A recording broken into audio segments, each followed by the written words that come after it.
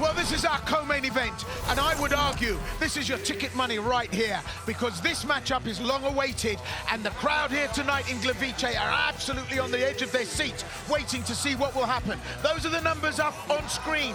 I don't know if any of those will make a difference at all to the proceedings tonight, and it doesn't make any difference if this is a title bout or not. This is a grudge match, it's a rematch, it's about asserting who is top of this division, and it's about full fight action here at KSW 65 tonight.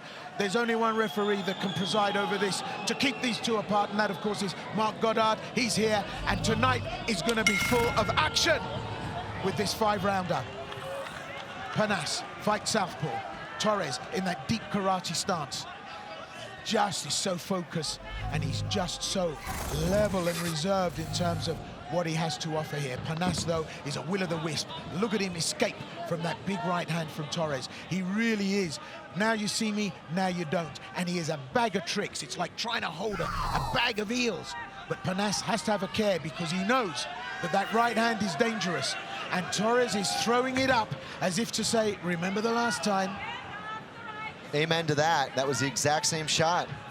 A looping right. Now, a bunch of questions about this fight. The first is, what becomes of the footwork? Is Parnasse going to be very disciplined and going to be able to find success in what he's often found against guys?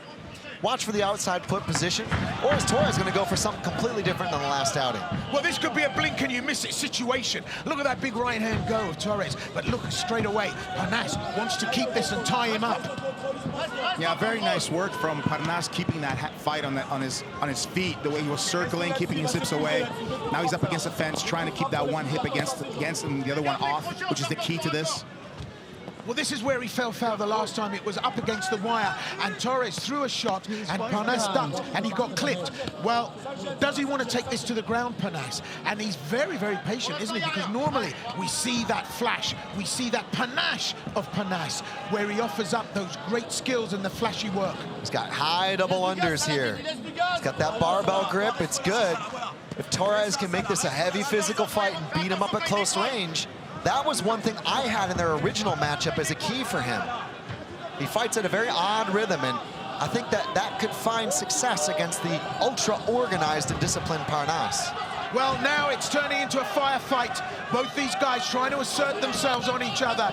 Torres, relaxed, cool. Parnasse, exactly the same. But just look at the work going. Parnasse knows he needs to avoid the power that Torres can bring to this. And you look at these two, and they look as if they're almost stationary. You look as if they haven't got anything special. But believe you me, you blink, and you will miss the action here tonight. Nice kick from Torres. Again, this open stance matchup, I mentioned it, the outside foot position and the kind of the toe tapping, if you will, as both guys kind of try to move in and out, jockey in and out, test the range, land crisp strikes. Yeah, that karate style of Torres with just the hands down by his chest, the chin nice and high. It's you don't see that too often in this sport anymore, you know what I mean? I think Machida probably was the last one who stands like that, you know? It's such an awkward, but it works so well for him.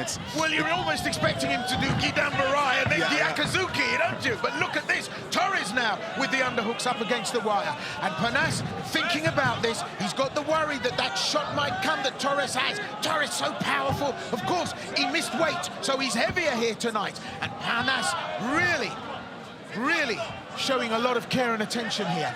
Torres is trying to walk around the right leg of Parnasse and take it out and take him down. Nice work from Parnasse to stay with it, disallow it.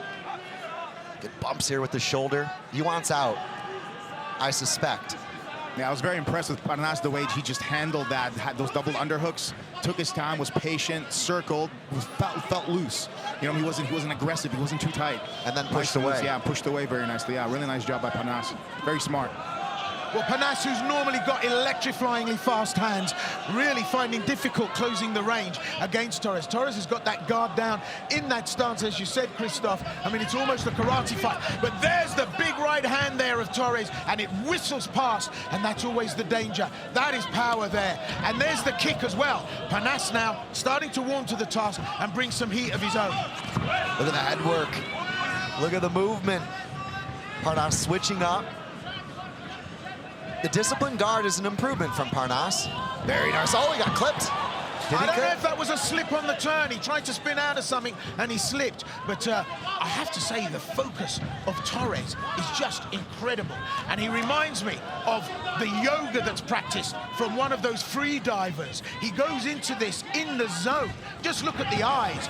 Just look at the purposeness of Torres. Of course, Parnasse, well, he is a will-o'-the-wisp.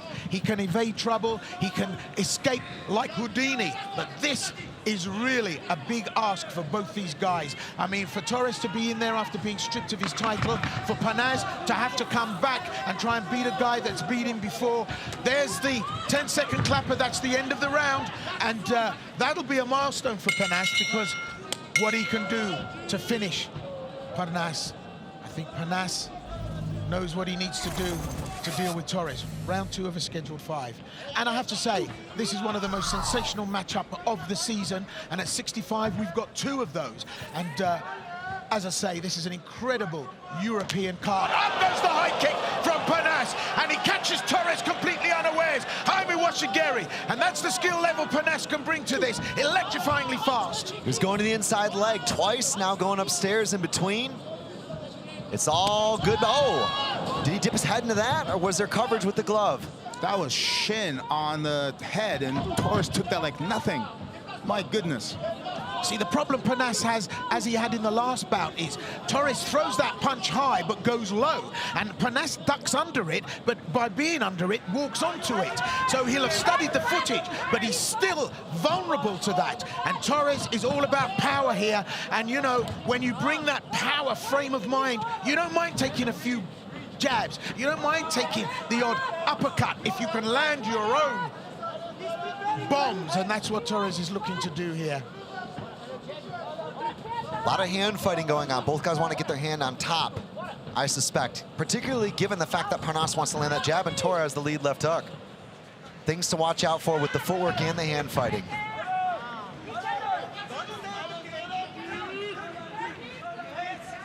Well, they go to the clinch. Torres using that power, the extra weight, to bull Parnasse up. Both struggling for the power play here with the underhooks and the overhooks. And on the wire, Parnasse trying to control Torres, but Torres looking to grind Parnasse attritionally up against the wire. It's smart. I think it's really smart if you're going to try to tire out a guy who has that kind of speed and mobility and the elusiveness. Ooh, look at this. Parnasse gripping, he went to the arm in, now he regrips to a standard guillotine. If nothing else, gets him off the fence. Yeah, true. I was gonna say that that grueling game of being in the clinch, just wearing each other out, is very smart. Well, an offside blow. Torres given a little bit of time to recover there, but he's back in the game. And, maybe the focus was broken there. Parnasse still locked onto the target. And there's the single leg takedown, and down goes Torres there. That was effective, the level change there from Parnasse. And now, can Parnasse work here? Great stuff. Opportunistic takedown. Neither guys are really known for being great off their back. Sure, they've got the skills. I'm sure they train in it, but both must have seen advantages if they could get a top position. Torres having none of it. Right back to the stand-up. He knows where the pathway to victory lies, and it's not on his back with Parnasse on top. He goes straight to the stand-up. Nice double unders again. Time and time again, Torres has gone into this. And it might be a case of rinse and repeat. Tire out Parnasse, tire out the upper body, work the base with the knees, and then disconnect and go for a knockout shot. Vulnerable to that high kick, and the question mark kick opens up a question mark. Is that right side of Torres vulnerable? Not only to a right, but a high kick. Marches forward. Again, the hand fighting. Torres is thinking about looping in. There we go. You can see him set up for it. He'll switch up and step into that hook. Those are awkward shots. He doesn't accept the game of Parnasse. He is not fazed by that. And it's got to freak you out. You were stopped by this guy with those looping shots. So you can say there are no mental consequences of coming into a rematch after getting knocked out like that. But hey, it's got to play back in there somewhere. Yeah, you can definitely tell that Torres there's no fear from him, right? He's walking through everything. He's walking forward the whole entire time. His hands are in exactly the same spot no matter what. So it's a mental game right now, and he's winning it. Rushing in where fools fear to tread. Angel's fear to tread, I should say, is kind of a foolish strategy. But Torres doesn't care. He hasn't read the rule book. He has not read any of Parnasse's victories. He just walks in there. He's oblivious to it all. So if I'm Torres, which he's missing by literally inches, I'm throwing my shots a little lower than what I've been doing, because right now he's aiming for the ear, almost seems like. And if I was him, I'd be aiming for the shoulder, because Parnasse likes to go under all the time. So I'm aiming for the shoulder rather than the ear, which is what he's doing right now. He's aiming for the ear. 10-second clapper at 5 rounds. This is a marathon and not a sprint. Parnasse knows that, and he's smart enough, you know. And before they start round 3. Well, this co-main event, much anticipated and long wanted by KSW fans. Salahdine Parnasse, Daniel Torres. And just to quickly remind you of all the social media available, get in the conversation. KSW app, you can watch all the action. YouTube, Facebook, TikTok. There's the action, single leg takedown. Torres doesn't want it. There's the guillotine, doesn't pull it off. Torres now, a bit of swelling over the left eye as Parnasse pinpoints those shots. Look at that jab. Now he starts to dance. I mentioned Ali at the beginning of this. Just look at him use the ring. Torres marching forward, almost Frazier-esque in his approach to this. It's all the upper body and lower body feints. Stepping into that jab, now the left. He's finding his range now here. 1-2 lands again. Best part of the round, best part of the fight for the former champion. Parnasse feels that he's out of the danger zone now, that really he can start to show some flair. He's slowed down Torres enough to start throwing the speed punches, knowing that Torres can't respond as quickly with the power. And this is where it starts to get interesting. And you can see the game face. There's Parnasse now. That is a look of a man that's now come to do business. Started to get some swelling there on the left eye of Torres. Work that jab, work that right, over and over and over, set up the left. I want to see straight punches, lead in with straight punches all the time from Parnasse, because that, I think, is starting to open things up for him. Yeah, it's like Parnasse woke up, you know what I mean, this round. He's got his timing down now. He's figured things out. He knows what Daniel's throwing, and he's doing everything right. Putting his combinations together, using his jab, getting out of the way because you know Daniel's throwing the single punch. He's getting outboxed here. Look at that jab go. I mentioned Ali, and this is Parnasse. This is where he lives. But now he's in a world of pain. He goes down. He's being held in that neck strap. Can Torres get the crank on it? Is this where the reversal is made? Can Torres bring this pressure to bear? He's got Salahdine Parnasse guillotined up here on the wire. Can Parnasse survive? Parnasse now has to do something desperate. Takes his man down, but Torres has to release the grip. This was nail-biting stuff here as Parnasse was put under pressure. Now it's Parnasse that has the possibility of a neck strap here. Well, this is just chewing and throwing. That was close. He was looking for it. Parnasse then thought about returning the favor with a power guillotine. It looked like it was going to lock up that Vigor 4. That was magnificent, but Torres is fighting this by clearing the legs. Always a good way. When you can't fight the hands, you work the legs and clear those. So Torres on top, and that's an unusual position to see Torres in. Parnasse really covering up here, turned on his side. He's in a good, strong position here to defend, isn't he? He's just got to keep walking forward. Now, Parnasse can hold on to this, but I think it's only a matter of time before he's going to have to release.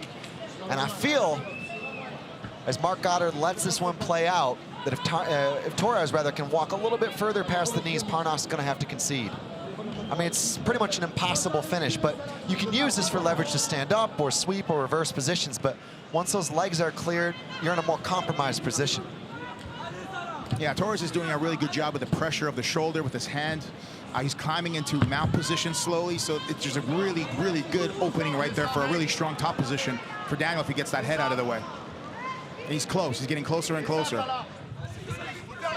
We're just over a minute in this round. And walking up, pressurizing Parnasse. Parnasse still holding on. We're not in a danger position for either fighter. that the clock is ticking away, and I think each round that goes by favors Parnasse in this confrontation. I'm blown away at the arm dexterity of Salahdine Parnasse here. To hold on to that in a, frankly, unrealistic position to finish, he's recovered guard off that. Insane. 60 seconds to hold on to the neck like that. I love it. Yeah, now it's Daniel's turn right now to get on top, stay on top, use his posture, start doing some ground and pound, because it's a very close round. These last 12 seconds, 13 seconds right here is where he needs to go, trying to get this round in his pocket. And Parnasse knows that, and he's tying Torres up, just waiting for the bell. We've had the 10-second clapper. There's nothing they can do, and there's the bell at the end of the third. What the outcome will be. Daniel Torres, Salahdine Parnasse. Parnasse, the former champion. Torres, stripped of the title today for not making weight. But he still comes to this to prove the point. And of course, the point is, you may win tonight, but I'm going to show you that my performance to take the strap was no lucky fluke. Parnasse is a smart fighter. He's trying to cause problems for the left eye of Torres, and Torres' left eye showing real signs of wear and tear. Parnasse has settled this down now. He has the speed and he has the energy. Torres expended an awful lot during the early rounds, throwing the power shots. And look at Parnasse picking off that eye, and he's got the reach. And referee Mark Goddard has warned him about that open hand approach. And he will not hesitate to penalize a fighter that does not remain within the KSW MMA rule system. Oh, and look at Parnasse, he ducks down. And instead of having an advantage from that quick reaction, he telegraphs to Torres that if he throws high but hits low, then Parnasse has the possibility of being there when he lands the shot. But Parnasse on his toes now, jabbing, using that right hand to devastating effect. There's a fine line between the hand fighting and the actual fingers out, and Parnasse is riding it right now. The jab, though, is money. It's been the best punch of this fight, and the boxing right now, I think, is what's going to carry him through into rounds 4 now and into 5 if we do get there. He's got to keep spamming it. You can see the left side of Daniel Torres' face is getting all bruised up from that jab, and Parnasse got to keep throwing that, keep using that to set things up. It's a beautiful strike right down the middle. Torres, caution to the wind, tries to take a single shoot. That's going to be tough against a fighter like Parnasse. Parnasse will not go down to that kind of move there, telegraphed in that way. But Torres has the power, and Parnasse on the wire here now, defending his back. He's lowering his base. He's doing everything right here so far. Oh, nice. Torres just so persistent. Couldn't quite get a hook in. Parnasse on top of the scramble. Well, it was a power play from Torres, but Parnasse rode the storm, and now Parnasse in that single leg half guard on top. Can he bring enough pressure here now? Is this how he will win tonight? It's tough to say. I want to see a more aggressive version of him here. I mean, obviously, last time we saw this, there was a guillotine attempt going on from both guys. The interplay on the ground, if you will. Look at the hips there from Torres. To get up like that, insane. Right hand, left hand, power punches now coming from Parnasse. Starting to pick Torres off at distance. The hands here are going to be what really makes the difference between these two. Parnasse composed, Torres looking just a little bit worse for wear. Always dangerous because that right hand can come from nowhere. Parnasse needs to have a care here, and this is really, really where it gets dangerous. It's tough to say whether Torres is waiting for a counter shot or whether that effect from Parnasse's jab has confused the vision. There's definitely some swelling going on. For Parnasse has got to keep hitting that 1-2 and the inside kick. Absolutely, and look at that open guard there from Torres. I mean, there's absolutely no attempt at defense against what is the most dangerous man in this weight class. But that's the confidence of Torres, and that's the message he's sending. He's sending the message, if you want to make a delivery, you have to ring the doorbell first. And I'm waiting for you when you try to come in. Yeah, that left eye of Torres is almost shut completely. And I'm Parnasse, I'm throwing that jab over and over and over again. A little bit of luck last in the last minute and a half there of nothing really happening, but Parnasse, keep throwing that jab, keep setting things up with it because it's working so well for you. Well, as the rounds go on, I said it would favor Parnasse, and that's what he's doing now. He's saving the energy and the speed for these final rounds. We've got just over half a minute left in this round, and Torres doesn't seem to have an answer. Torres looking for, again, a level change. I want to see Torres go to the uppercut. You know often that, like you said, Christoph, Parnasse dips his head in the pocket to avoid, say, one of the hooks, the lead hook usually. He needs to make sure he anticipates that head movement to try to find head space. Well, there's the 10-second clapper, and that means the danger has passed in terms of a finish here. And that was defended there by Parnasse in his commands to both fighters. Fifth and final round in what was a championship bout for the featherweight championship. But this is now a bout that only Salahdine Parnasse can win in terms of title strap. All that Daniel Torres has now is his pride and to prove that he is worthy of the strap. Well, he's won it once. Can he do it again? In theory. I had questions about the conditioning and the ability of Torres to go deep into this fight, into the championship rounds.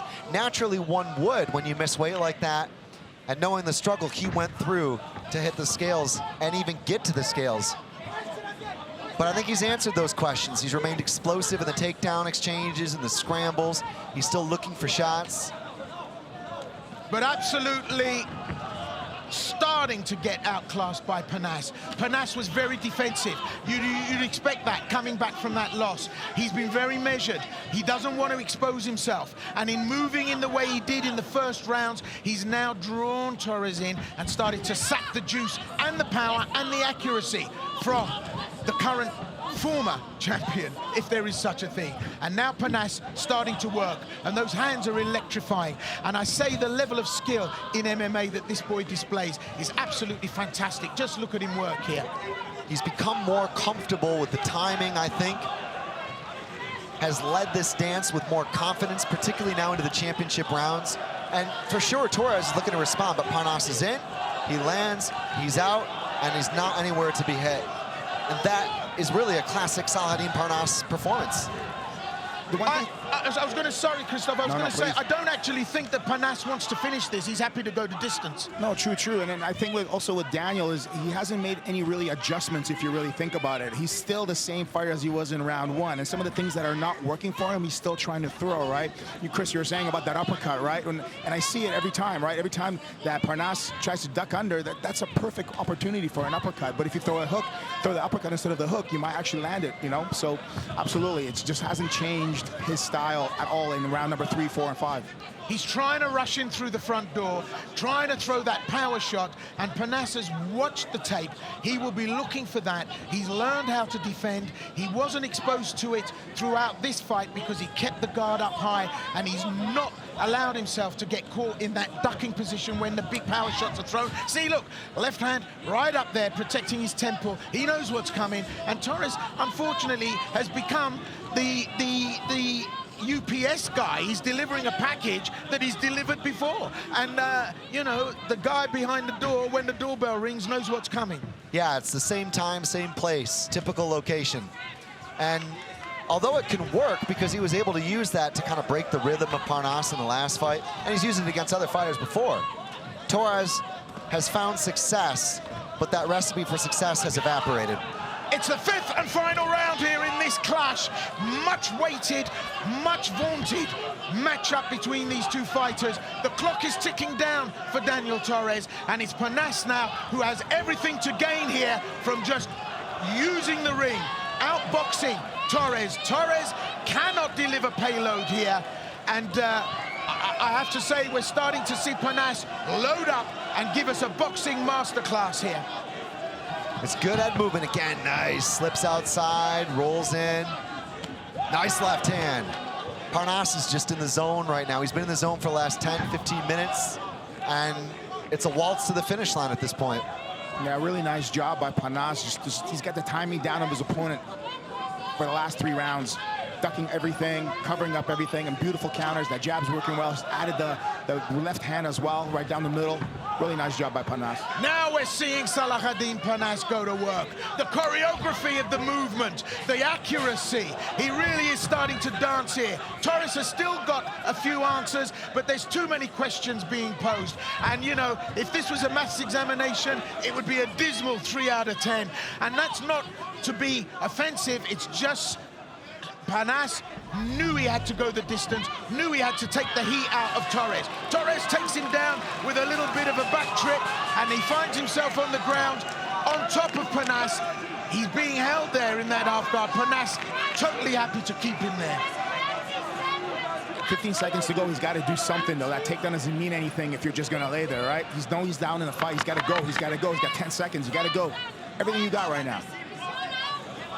What an incredible, painful night, I think, for Daniel Torres to endure. He lost the title by default. And new